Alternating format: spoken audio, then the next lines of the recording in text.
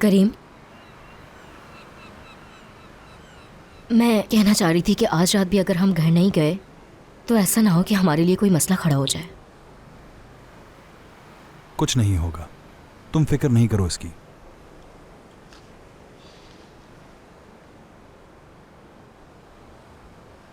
क्या हुआ? हम कब एक दूसरे के साथ रह सकेंगे? नहीं मालूम। वैसे भी यह एक फजूल सवाल था, भूल जाएं इसे आप।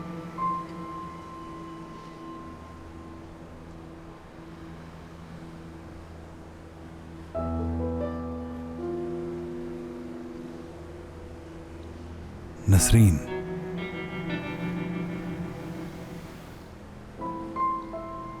देखो मैं अपनी पूरी जिंदगी में ऐसा पहली बार कर रहा हूं। मैंने तुमसे दूर रहने की कोशिश की मगर चाहते हुए भी ऐसा नहीं कर पाया, क्योंकि तुम्हारी उम्र मेरी। करीम, प्लीज दोबारा ये बात मत कीजिएगा।